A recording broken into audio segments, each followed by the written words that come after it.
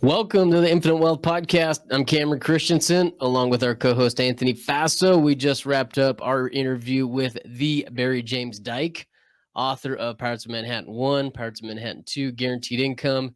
And then we got a teaser today because he's got a new book coming out soon. Anthony, what was the takeaway you had?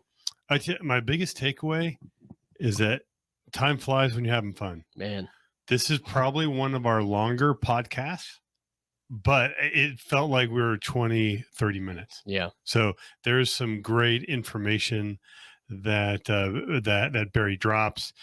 Some of my other takeaways was he started talking about where banks store their money, which is in cash value life insurance.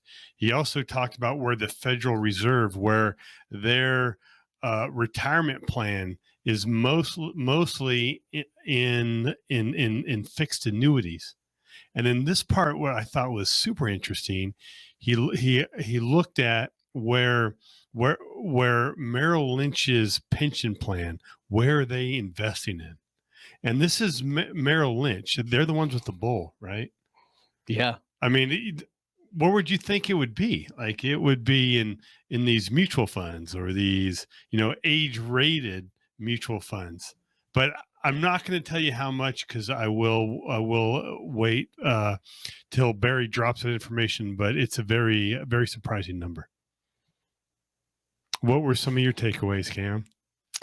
My takeaway, man, is he touches just a depth of knowledge on a lot of stuff, which is awesome. He talked about fractional reserve banking, right? He talked about BOLI, Tier 1 capital, and the guy could keep on going. I think we could interview him for probably 3 or 4 hours pretty easily. The biggest takeaway that I have is just looking at like his library of books that he's written so far is, man, he's touching on some of the products in the financial arena that a lot of people have spoken very poorly about for a really long time, right? He's talking about insurance and he's talking about annuities.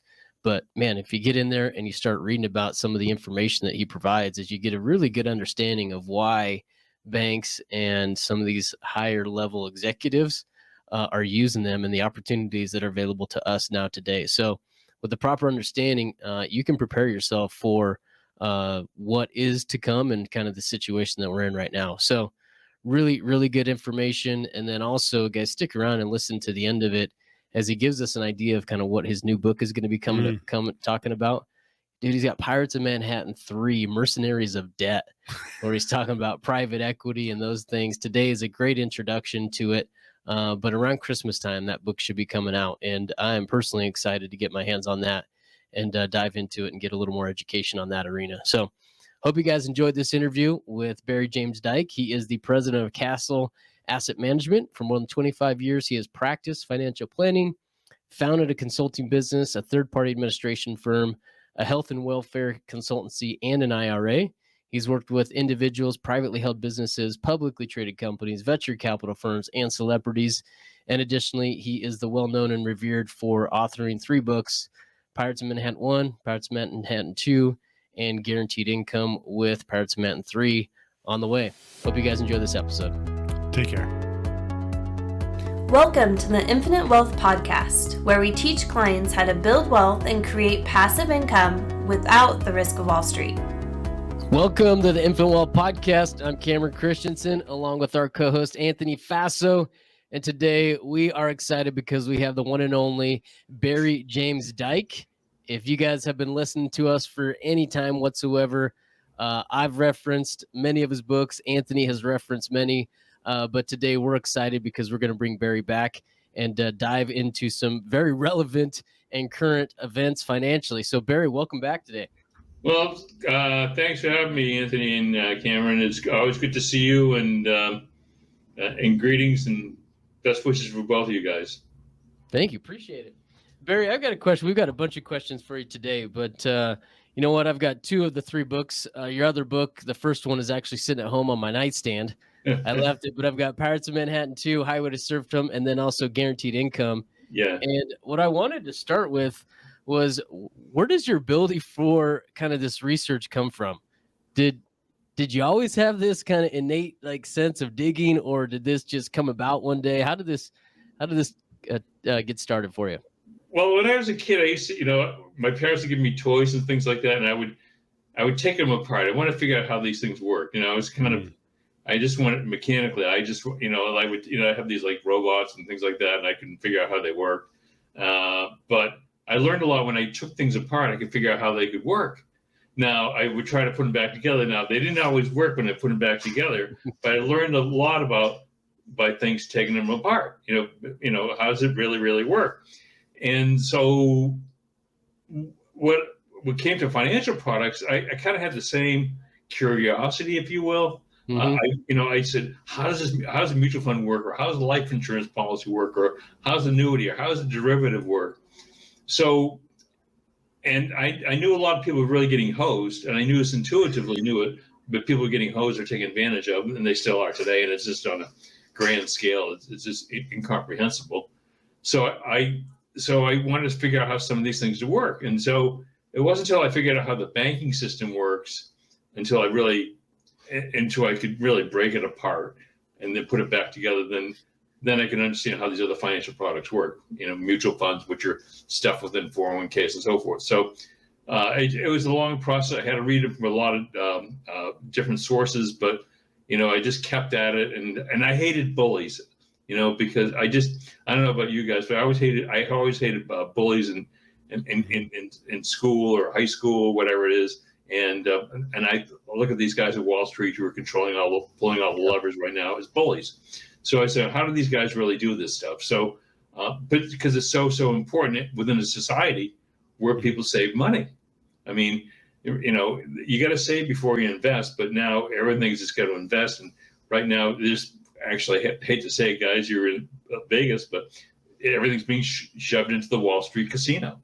Yeah. And so I said, there's got to be a better way. And then God blessed me. But I was also, God gave me a good intuitive knowledge of math. So I had done a lot of, I owned, a pension consulting business. I still do pensions today. And then I had done corporate benefits for, even some, Fortune 50, 100 companies.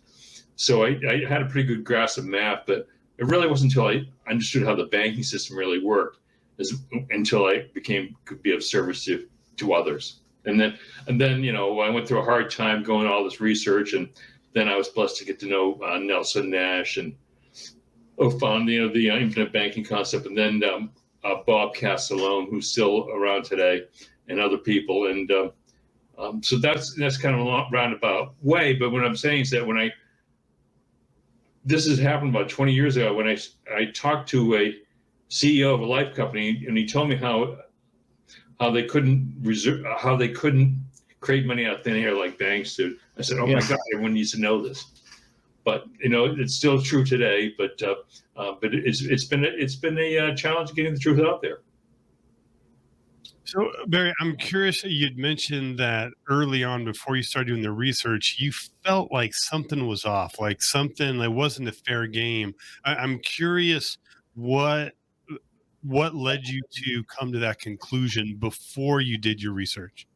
Well, I knew it, I knew it was intuitive. Like I had, I was always a self-starter, and I had all these pension plans. I actually, in the 1980s, believe it or not, I actually had a little pension business where I ran with it, and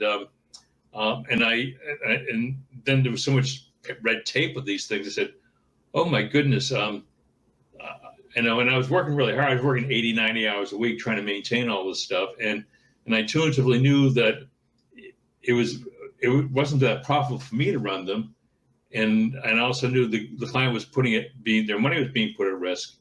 Then I also understood that if a person had a lot of wealth, that a retirement plan, back in the day, guys, I hate to say it, 20 years ago, retirement plan. Anthony, I don't know how long you've been you were in the CPA, but if you remember back in the day, retirement plans could be taxed as high as 90, 95%. I'm not quite that old, Barry, but I appreciate it. But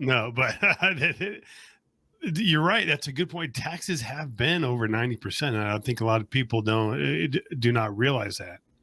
Yeah. So there's actually people don't realize it, but all those listeners out there today, there was actually a tax of anything over in excess of $750,000 in a qualified plan. They call it a success tax. So a person, and then the unified credit at the time was only like about $1 million, $1.2 million or something like that. So if a person had a lot of wealth, the money in a retirement plan could be, if for a really successful person, could be taxed at 90%. Now, not for everybody, but that actually this could actually was true. So, and then I was blessed to get to know Bob Castellone and Nelson Nash, and then I realized that the money within a retirement plan, like a 401k, is kind of like playing pinball with your hands tied behind your back, where Wall Street had all the levers. So I said, well, there's got to be a better way. It's got to be, something which is going to be more helpful to people. And then that's how I knew from a mathematical perspective that life insurance and annuities were the only thing that really worked, and still true today. And then I knew and then from a moral perspective, I realized that all these people's savings was funding this whole Wall Street casino, which is still happening today. So that said, so I just want to have people have seat belts around their money and guardrails around their money, and I found that really no one was really telling people. So that's how it all started. Speaking of no one telling anybody, I still remember when I read Pirates of Manhattan, your first book. I was absolutely blown away just by the amount of information in there, but just the message in there that was completely contrary to everything else that was being told out there. And really, right, my takeaway when I was a young man was, looks like we got some audio, but my takeaway when I was a young man was, man, everybody's out there telling you kind of one thing, but banks and financial institutions are telling you one thing, but doing the exact opposite with their own money. How did you, right, how did you realize that? How did you dig this information up and come across this information? Well, what it was at the time, I was always kind of a entrepreneurial guy. I mean, when I was like in my 20s, believe it or not, I owned part of a high-tech company, and that ended up being a disaster. Okay. But, I've been successful, but I've failed more times than you want to know, guys, I just intuitively knew there had to be a better way. And then at the time when I was first researching the first book, okay, which took me a number of years, I had to figure out the banking system. And then when I figured out how very, very fragile it is, I said, why doesn't people understand why a life insurance policy or a whole life policy is really solid, or annuity was? And then, God, I think God, I mean, I'm a Christian, I'm a believer. Okay. So then God has a funny way of working, but then, and the funny thing is, I talked to some of these companies who were actually doing this stuff in a big way, and no one would talk to me. But then there was a black woman, whatever, down at the FDIC, and she would, and I would send her flowers and candy, whatever. She hasn't been around there for years, and she helped me start digging. I said, oh my goodness, all this stuff is right here in the bloody open. And no one really know about it. And actually it's still true to this day. So I carry the torch, it's just, and it will help, it helps people, and, I don't know how many claims you guys have had, but I've had quite a few life claims over my period. And I think really, if you're in the financial service business, it's an honor and privilege to serve people. So I think you really got to know what's going on. And I'm a capitalist. Believe me, I believe the best thing. This is still a great country. I still think, being a small business person like you guys are doing is really the best thing you can do. But they're just being lied to, and so much of it, there's so much bullshit that people really need to know what's going on. Barry, you had talked about how weak the banks are. Do you mind expanding on why that is? Well, now, because they're highly leveraged. Okay, so I don't know if you know about this, guys, but if people who are listening out there Google fractional reserve lending, take my word for it. Okay, do your own research. Okay, but if you understand how banks work, for every dollar deposit you have on deposit, they can actually create money out of thin air. So legally, prior to September 2019, guys, legally any bank in the country could lend out their money for every dollar on deposit, or say they had $10,000 in deposit, the bank could create $90,000 out of thin air. This is, I said, don't believe me, do your own research, okay? But so that's what they've been essentially conformed to do. But if you look at during the financial crisis, and actually, it was Cameron, you said the Pirates of Manhattan 2 you had there, a copy there? I do, yeah. That book there. So I actually started looking at the actual reserve, how much banks were leveraged during 2008 crisis, and it all kind of started coming about. And I found that some banks, well, all the the banks like Wells Fargo, Morgan Stanley, all these banks, and Goldman Sachs, they're all levered 30, 40 to 1. So I knew legally they could do 1 to 9, but they were actually doing 30, 40. And this is what caused the collapse of Bear Stearns and Lehman Brothers, okay? So then some of the others got bailed out, and I'm not going to get into politics of that, but some banks got bailed out. Goldman, Morgan Stanley got bailed out. Allied Financial, which is the old GMAC Mortgage, they all got bailed out because they were levered to the heavens. So anyone who knows that leverage, it can be a good thing, but when you're highly leveraged, it makes anything very unstable. Does that make sense, guys? Mm-hmm. Absolutely. Okay, so we intuitively know that. So legally, banks can do this, 1 to 9 prior to 2019. They were doing a lot worse than that in 2008. I got the records from the Office of Comptroller General and all that stuff, so it's not making any of this stuff up. And actually, but since September of 2019, the banks can lend unlimited amounts of money on the deposits, which is spooky. But I can send you the link to that. It's actually part of the Federal Reserve Common Sense, effective, I think, March 15th of 2020. So there's no reserve requirements whatsoever. If you could send that link, we would love to put that in the show notes, Barry. Yeah, I'll be happy to. Yeah, I'll read it and probably start crying, but I'd love to. So the whole thing is that banks could create money out of thin air. There's no reserves required, and it's a club, and we're not in it. So it's just. But anyway, so I think people really need to know what's going on, because I think most people in this country are great people, but they really need to have something which is more stable, and has more integrity than what they're getting from their 401ks. And how did you figure this out, Anthony, and about the 401ks? Oh, I tell you, I figured about the 401ks when I saw people trying to turn it into cash flow in retirement. And first of all, they're in a much higher tax bracket than they had anticipated. But then also the amount of income that they could safely take out was not sufficient to pay their bills. Yeah, matter of fact, who was the guy who came with the 4% rule? Matter of fact, even it's in the next book. Anyhow, the guy who actually came with the 4% rule said this doesn't work. Yeah. So, but this has been the holy grail of all these giant mutual fund companies. He said it doesn't work, and so one of the reasons why I'm doing this book, guys, is because what I've discovered is that these giant companies like IBM or Hewlett Packard or Bristol Myers Squibb or Rolls Royce or BMW or General Motors, they're all buying annuities from life insurance companies. I like the direction that you're going, but I do have two kind of follow-up questions. For one, you'd mentioned the 4% rule, just in case our listeners aren't familiar, would you mind explaining what the 4% rule is?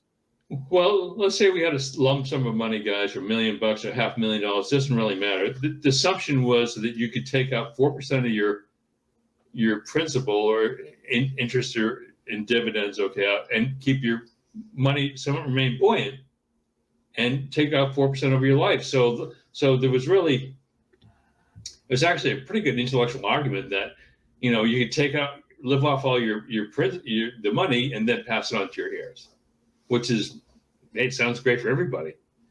Mm-hmm. But the thing is that when you have a loss like last year, was it 22%, 19%? I know the NASDAQ was off 35%. So the thing is, in these volatile times, and then with the manipulation of interest rates, this whole 4% is really kind of silly. It doesn't really, in very volatile times. So it's not very, very secure. Intellectually, it sounds great, marketing, it sounds even better. If you're selling mutual funds and asset management fees, it sounds even better. But guess what? It doesn't work. It doesn't work. So when you look at a pension retirement plan, which is really an income stream for life, you need something which is more. You need something which is more structurally sound. Okay, it's like you don't build a skyscraper without the best structural steel, and so like. But the same thing as a retirement plan or a financial future. So you see something you need something much stronger than what we're seeing today in the media. Okay, it's because a lot of this stuff just breaks. I mean, look at the facts of the matter are and I got this documented. Okay, the largest asset manager in the world, which is BlackRock. Okay, they had 10 trillion under management in the beginning of 2022. Now, and you know how much they lost in 2022? How much? 1.7 trillion. So the whole thing is when you come to retirement plan, people really, when it comes to retirement plan, I don't know, so people want to have they want to have peace of mind. They want to have income streams so they can go see their kids, their grandkids, or whatever. And purpose of retirement plan is really produce retirement income. It's not to gamble and speculate, but this is the way, it pretty much works in America. And another thing which influenced me too. Do you know where America stands in the top 20 in terms of retirement plan preparedness for industrialized countries? And where do you think the U.S. stands in the top 20? 20. I do know because I was doing some prep and I had heard the answer, but surprisingly, Cameron's wrong. But yeah, we're 19. So the whole thing is. I don't mean, but let's just take that a second, right? America, the wealthiest country. Yeah. I mean, but still, we have a problem with retirement. Oh, it's awful. We're horrible. I mean, we're next to Uruguay. I mean, so I'm not making that. This is Mercer. The Mercer each year. Mercer actuaries out of Australia. Okay, they do it. They do, and one of the sad things in terms of financial integrity, guys, we were the worst in terms of financial integrity. So that's when you start. This is why I'm pulling together this another book. I really didn't want to do it, but yeah, I love this country. What I'm saying, but in terms of retirement, you must be better off living in Norway or Amsterdam or Israel or these other countries. They're much better. They're much better off. And I think so. But because the problem is Wall Street is really taking over the savings of people. And so I'm saying if you insulate yourself by using proper insurance products, and believe me, I'm a registered investment advisor, so we do invest money for people, okay? But I'm saying if you look at retirement income or safe stuff, you should really be prudent with that. And so, but anyway, so yeah, we're awful. We are awful. We've been awful, but one of the things that kind of came to mind as we're talking is we're talking about banks and how you kind of learned how they operate, and we're talking about their extreme position in leveraging. Yeah. Right. But I think there's also some things that they do that we could take away and maybe implement on a smaller personal level. Yeah. And one of the things that comes to mind is like BOLI, right? Is bank-owned life insurance, right? So, if we look at the way they operate on one end, it's like, man, do not do that. Great example not to do. On the other end is like, that's a pretty good idea. Why are they doing it? And so, Barry, if you could maybe just touch on BOLI just for a second and educate our listeners on what it is and then how the banks are using it for their reserves. Yeah, well, that was kind of the whole. This is like the aha moment, like the God moment. This happened 15, 16 years ago, where I discovered that that banks actually, and this is still true to this day. It's still, I testify in front of Congress, and actually some of my research is actually seeped into some banking investigations lately, but who knows where it's going to go. But what I discovered is that banks who control everything,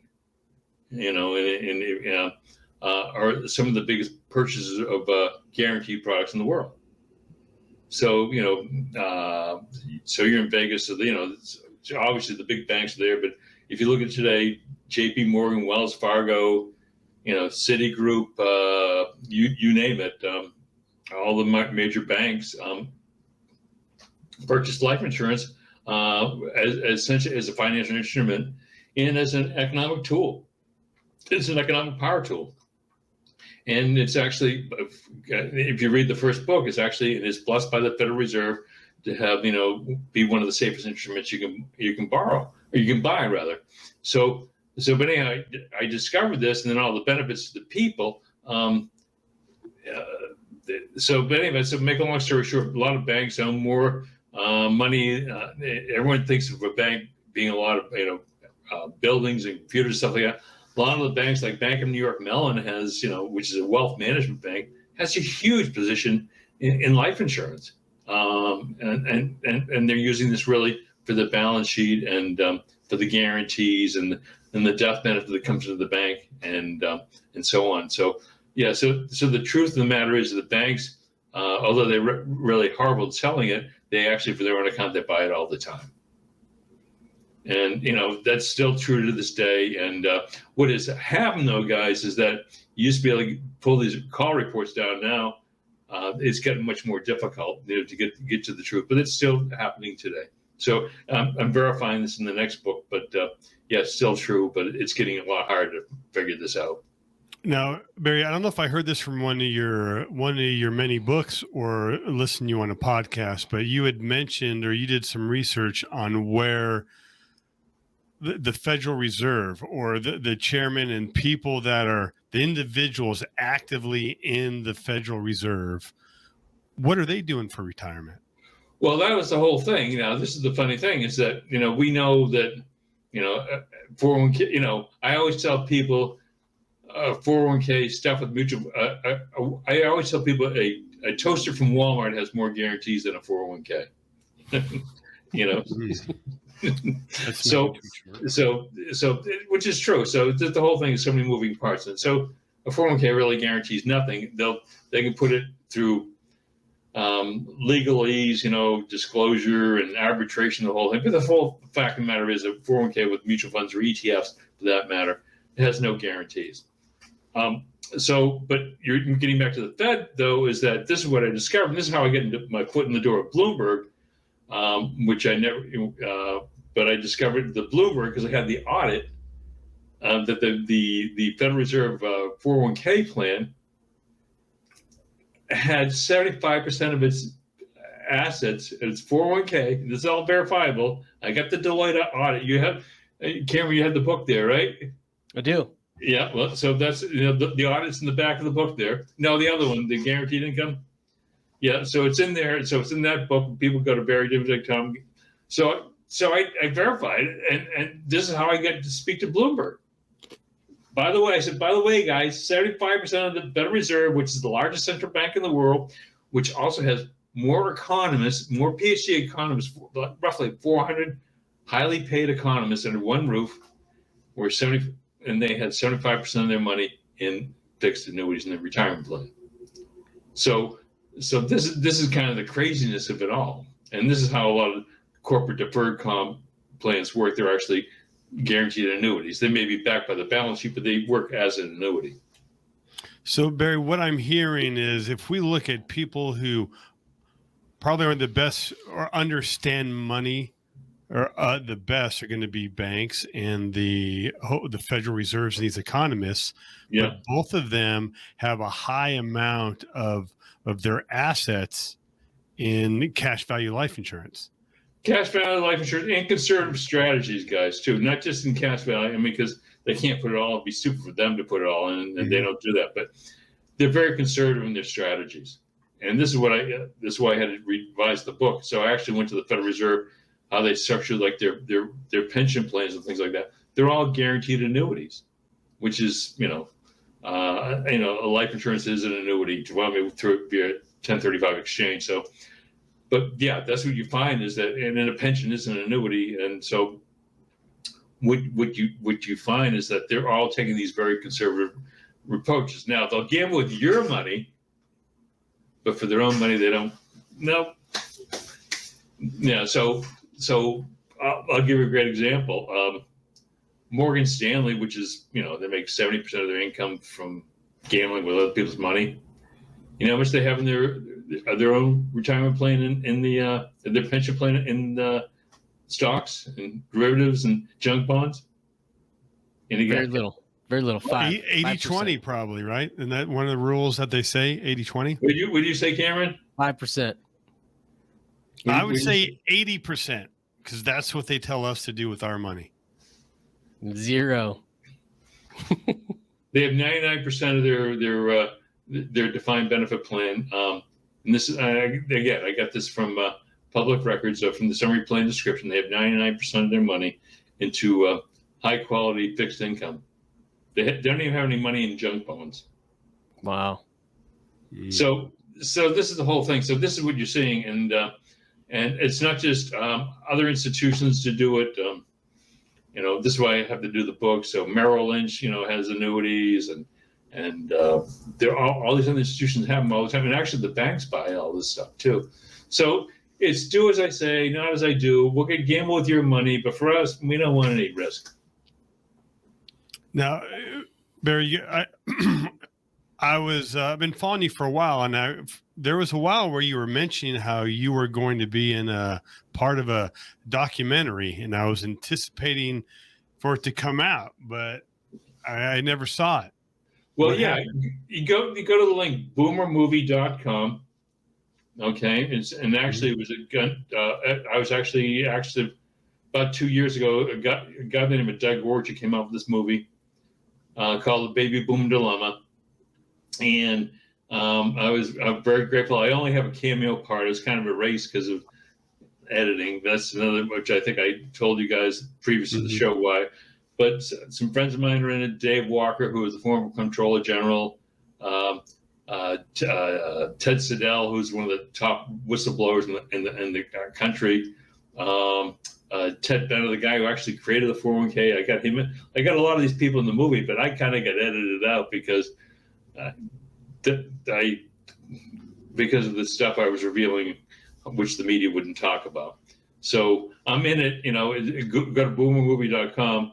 But I'm in it with let's see, some of the top economists in the country. Moshe Mobilsky from Canada.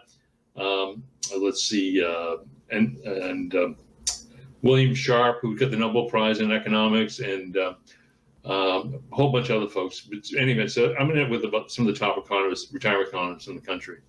What were you saying that they didn't want to include in the documentary? Well, the filmmaker, and I was edited out because I presented all this information to Bloomberg roughly about 10 years ago. This is where the Federal Reserve puts their money. This is where the banks put their money, and I essentially said, I gave it all to Bloomberg, and they refused to publish it.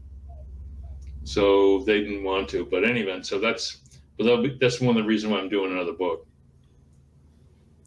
Barry, one of the questions I had written down here was, no good deed goes unpunished, right? Like, how come you haven't been canceled yet, right? Have you experienced pushback in addition to kind of what you just shared with us? Is right? They don't. Yeah, it's just that's why God's so important in my life. I have been even on YouTube and things like that. I was doing YouTube a lot. I used to have a radio show, and I would get downloads from all around the country and all around the world. And with YouTube, I was essentially getting neutered, and so I kind of, I wasn't too enthusiastic. But yeah, so it's all true. And but hey, I look at my father was like a Marine in World War II, and with these folks, sacrifice for the country, and what these other folks did, and then we also have a division where we have a company called the Prosperous Pilot. We do just financial planning just for pilots. I like pilots because they're smart and they're good savers and all that stuff. But Yeah. so a lot of the guys are in the military. They were in the Marines or Air Force, whatever. And these guys are just, some of the stuff these guys are doing a lot braver than me. So, in any event, so yeah, there has been the pushback, yes.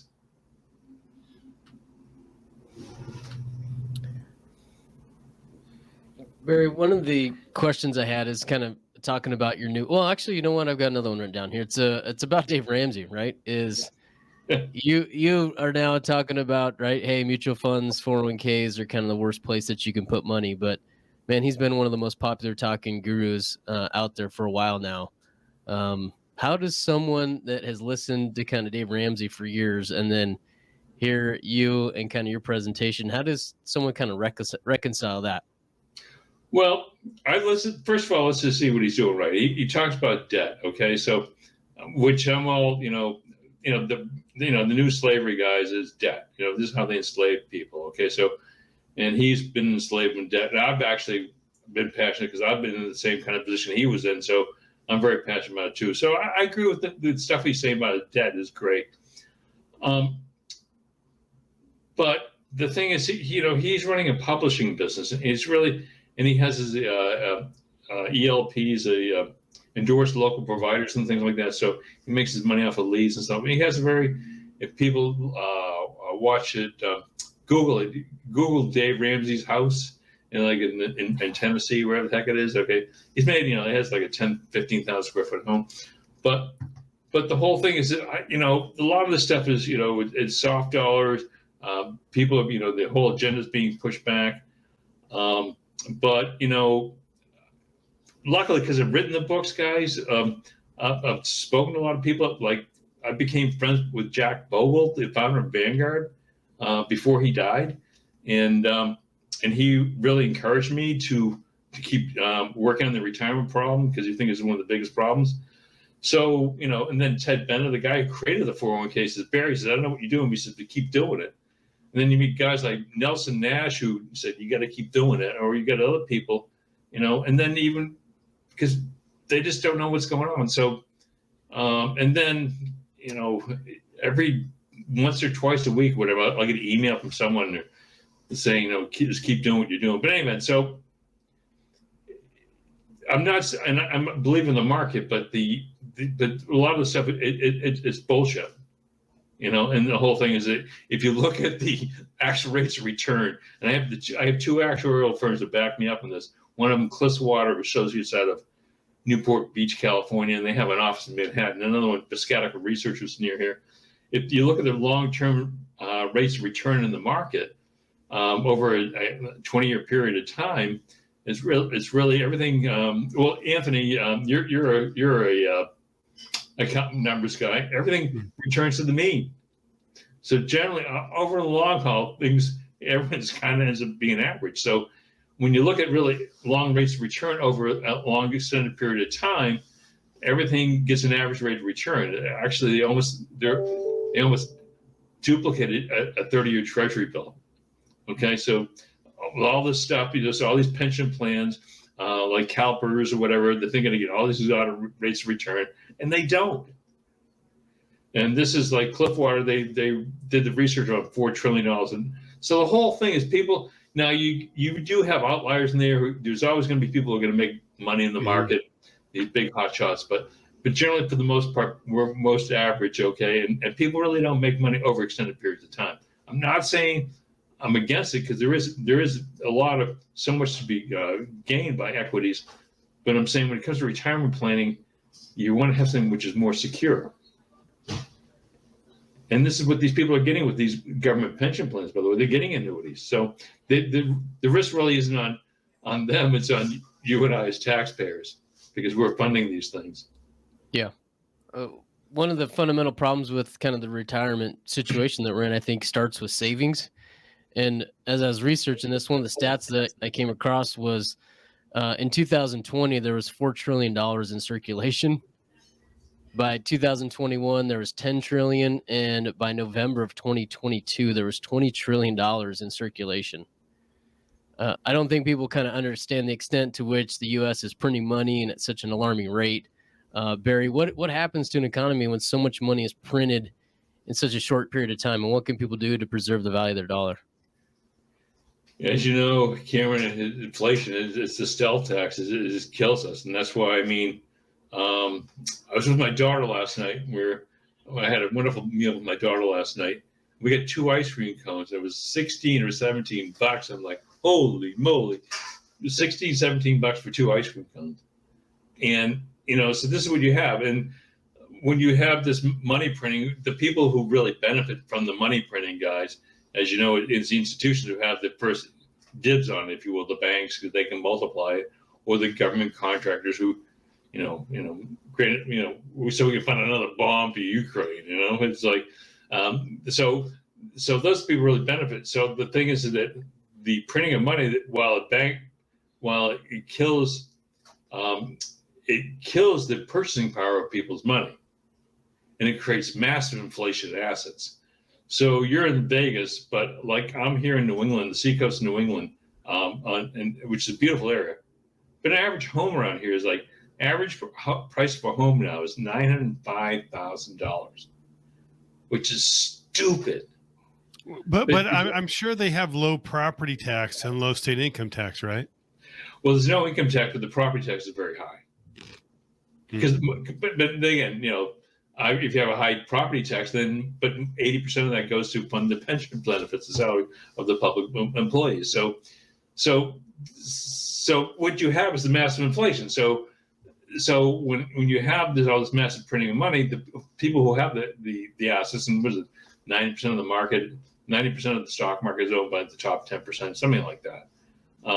So the people who really benefit from the appreciation of the stock market and the real estate are really the very wealthy. So you have, unfortunately, when in these situations too, you also have a huge problem in inequality, economic inequality. And to me, that's what drives me, is that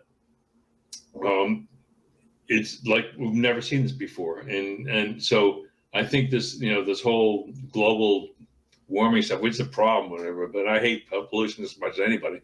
But the real problem is economic inequality. This is my opinion, more so than anything. So, but by this massive printing of the money, it builds the government, it makes the rich much, much richer, but it kills the regular old people.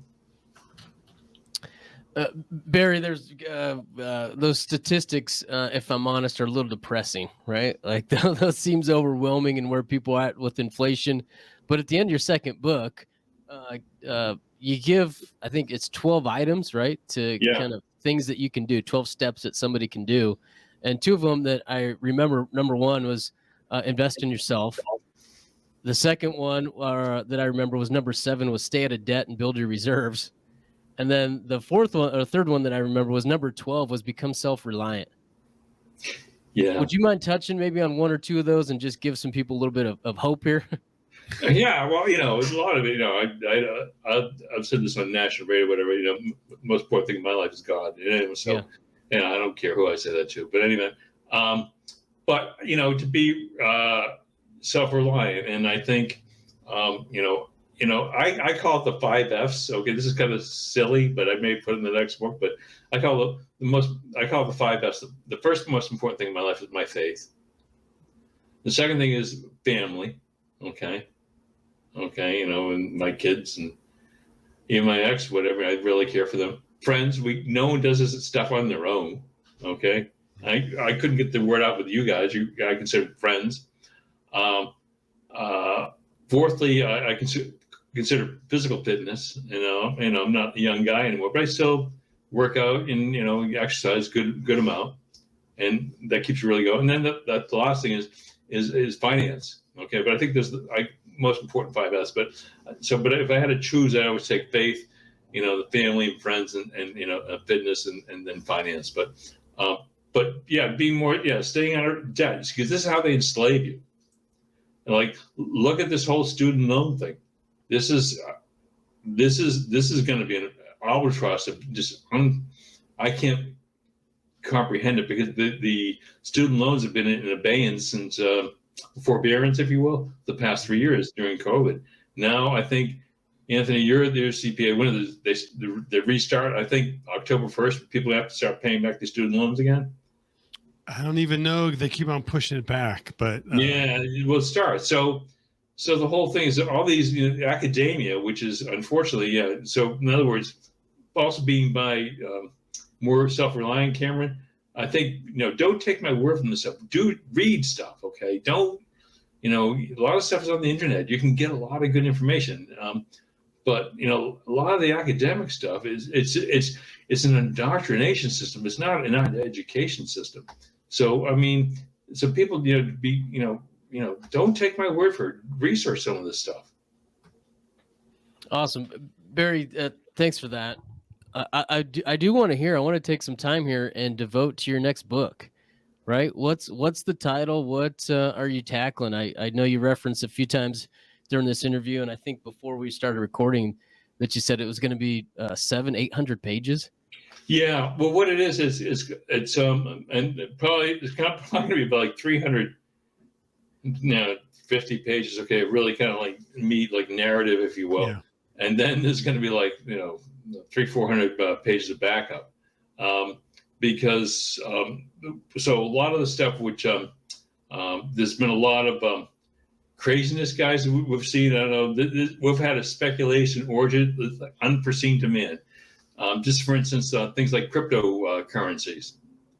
I really didn't, guys, I really didn't want to tackle this stuff, but it was happening. So I said, you really have to study history, and it was the old saying goes, those who not learn from history, it's bound to repeat itself, whatever. So, and Mark Twain said, history may not repeat itself, but it sure rhymes. So we're seeing a speculation mania, which has been not unlike the South Sea bubble in the United Kingdom and with the 1700s, and then the tulip mania where people we had it with cryptocurrencies, okay? And everyone was in the bandwagon. So, but the bankruptcies are just, so I had all these the facts and figures on the bankruptcies. So all these companies are going bankrupt. I mean, and dealing, and some of all the institutions, all the banks, the mutual fund companies, Fidelity was the biggest into this crap. So I just documenting all the bankruptcies. And the thing is that they can't erase all the bankruptcies. So again, things like cryptocurrencies or, why am I bringing this up? Because these are the things that work against people. I'm not against crypto. Eventually, unfortunately, this is going to be some type of a digital currency. It looks inevitable, guys. But so there's another thing which was the SPACs, which is the special purpose acquisition companies. Which so there's been tons of them. I don't know if you're like these electric car companies like Lucid Motors and Nikola and all these things. They're all going bankrupt. And it's all being funded by other people's money. So I had to list that stuff, and then the actual in private equity, which is now the part of the 401k as of June of 2020 for people's retirement plan, which is really kind of tragic. So now they can make, as if the 401k was not complicated enough, they're making it more complicated. And they're kowtowing to Wall Street once again and stuffing into people's retirement plans. So I knew how many bankruptcies there have been over the past 20, 30 years in this stuff. So I actually listed them. So it's just, but there's been actually, I don't know, 500, 600, 700 bankruptcies in private equity. And due to private equity, and you guys are in Vegas, and we were talking about how Caesars Entertainment went bankrupt. Or Stations Casino, which is now known as Red Rocks, how they went bankrupt with private equity ownership. So, and they're all interconnected. So, and then not only that, when you had the Stations Casino, there was which is connected to a company called Colony Capital. And the weird thing about it, but you couldn't make this stuff up, guys. It was also connected to the guy by the name of Tom Barak, who was on the board of directors of First Republic Bank, the largest bank that collapsed. It was actually connected to Stations Casino, believe it or not. So so a lot of these things are interconnected. So I wanted to make it really, so you can't, they're erasing a lot of stuff on the internet now, but you can't erase all this stuff. So it's very interconnected to all this stuff. So what you guys are doing. I salute you because you're just really trying to make things safer for everybody out there. Barry, beforehand, you mentioned you mentioned private equity. Can you give us an example of what private equity is? Maybe grab Red Rock or Caesars and give us an example of that type of transaction. Well, okay, great. Let's say Caesar. Everyone knows Caesar Entertainment is the largest, I think, gambling casino in the world, and it was formerly known as Harris. And it went. So when you have private equity, what they do is they take a teeny little bit of their money, and they get most of their money from like a public pension plan, like a Nevada or California. Actually, CalPERS was involved in this deal, or the Texas Teachers Retirement System. And they go out and they do a leverage buyout of a company using mostly debt. It's other people's money. So they get the seed capital, if you will, or limited partner capital from the institutional money, i.e. public pension plans. And most of the, like a company, or 80% of it is really funded with debt. Okay. It's the old leverage buyout, corporate rates we saw in the 1980s. But what private equity and Wall Street does, they just repackage everything, make it sound really nice. But it's all leverage buyouts. Nothing's really changed. So when this happened so when they bought Caesar Entertainment, it was one of the largest leverage buyouts of all time, like for $28 billion. I mean, this is a big one, guys. Dang. 28 with a B. And so, but I think there was two private equity firms, Apollo Global Management and Texas Pacific Group, were two, Ivy League private equity firms, okay, who did a leverage buyout of the company. They were paying, how much they were paying in interest before they went bankrupt in Caesar Entertainment? Any guesses? They were paying $2.1 billion a year just in interest expense. Dang. So the whole thing. Anytime you put this amount of debt on, you put this type of debt on a family or a small business or any enterprise, you can put a lot of strain on it. Okay, but the way these guys set them up, they're actually not the private equity funds themselves that owns it. It's actually their funds, so you really can't attack the private equity firm. So you have just a major bankruptcy. And people don't understand how the mechanics work. So I said, people. So I had to understand it, so people can understand it. So, but in any event, so they're sticking this kind of methodology into your 401k, and people don't even understand it, but they are. And when this whole when everything busted with Caesars, one thing that it affected was the pension plan that they had for their employees. Because I had some of Cameron, I don't know if you know this, but I had a CPA firm a while back, and I had some executives from Caesars, and then I had some retirees, and they had retired and had a promise that they were going to receive this amount of money per month. And then when that whole thing settled, I don't remember how it settled, but there was some talk that her pension was going to be cut in half. And I think they went back and tried to fix it, but it just shows it's even affecting the people that had served there and left with the promise of a pension, and they were also paying the price. Yeah, well, that's actually a fact. What is it? Caesars had a deferred comp, which is essentially a side agreement. Any pension plans, they're protected under the Pension Benefit Guarantee Corporation. It was so they'd be protecting the PBGC. But I know for a fact there was because Caesars, they had like 68,000 employees, a big company, huge company, but they had an executive selected. So you may have had some of these people. They had a selective benefit plan, which, believe it or not, irony, was generally financed with life insurance and annuities. But because they're side agreements, they got torched during the season. So people had these separate deferred compensation agreements with Caesars. They lost. Now, but the guy who ran Caesars, Gary Loveman. There we go. I remember Gary Loveman. Okay. Before Caesars went into bankruptcy in 2014, he made like $32 million. That sounds about right.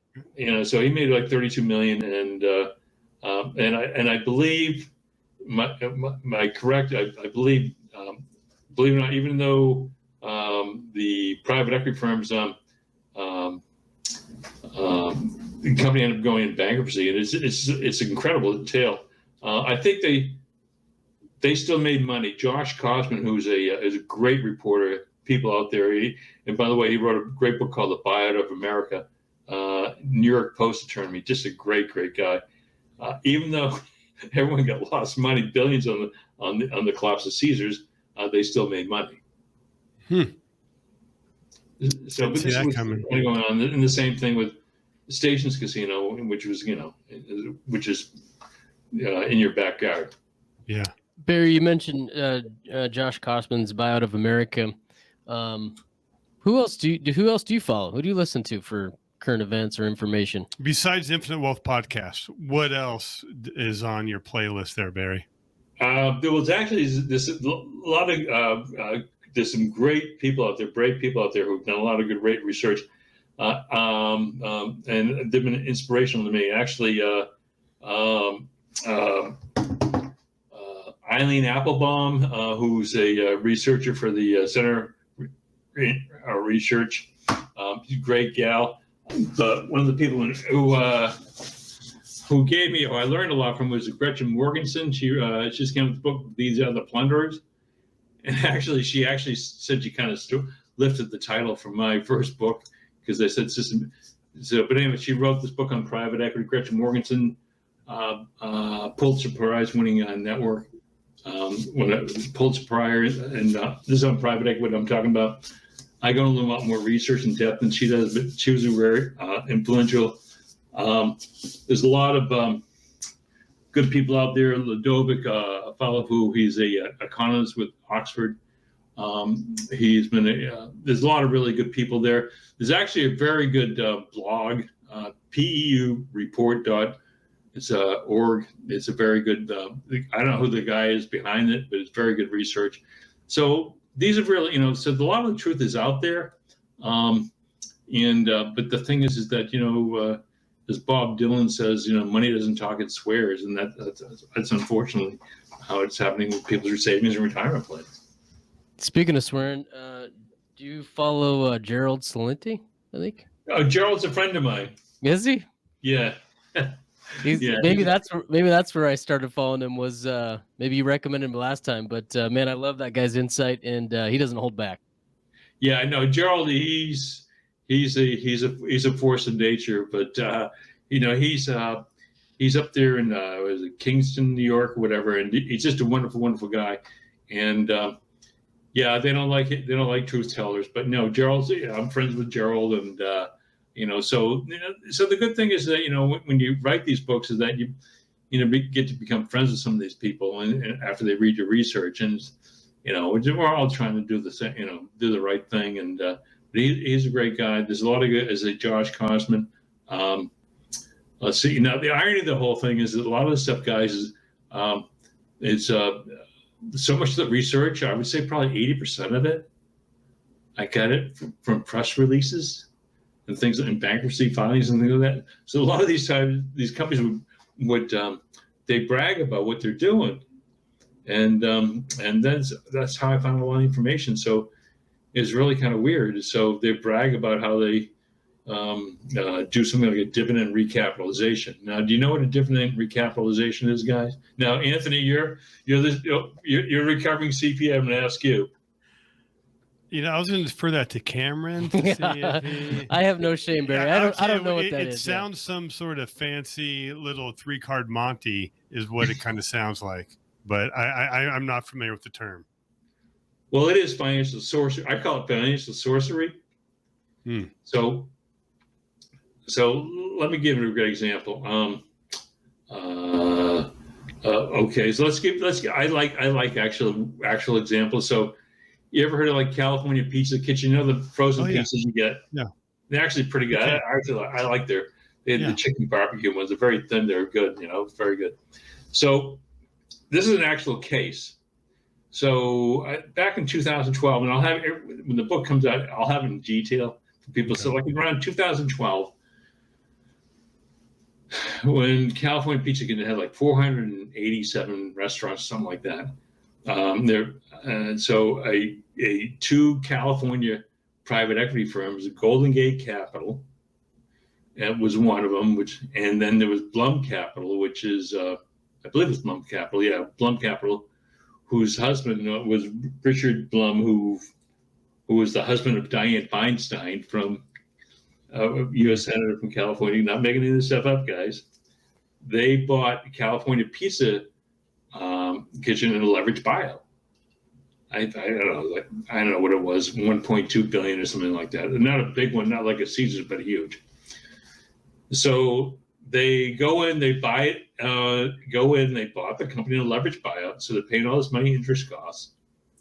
And then 2-3 years in, they said, hey, let's remortgage this and take more money out of the company so we get paid back. So we take all our money off the table. So this is what they did. So they actually remortgaged the entire balance sheet of California Pizza Kitchen. They pulled out $400 million out of the company. I'm not making this up, was remortgaging it. Now in private equity too, it's not the private equity companies who are paying these interest costs. It's the company themselves that they acquire. So there's nothing. And so because there was so much debt on the balance sheet, California Pizza Kitchen ends up going to bankruptcy. Now, the same thing happened with, remember Payless Shoes? Mm-hmm. It was the largest shoe retailer in the world. Same thing. They never recovered though. They went into liquidation. So, a lot of people don't understand. So this is what they're doing with other people's money. So I just think it's really, so what I think what you guys are doing, helping people, do things which are prudent and safe, that's why I'm really, in favor of what you guys are doing, because it's really, really important.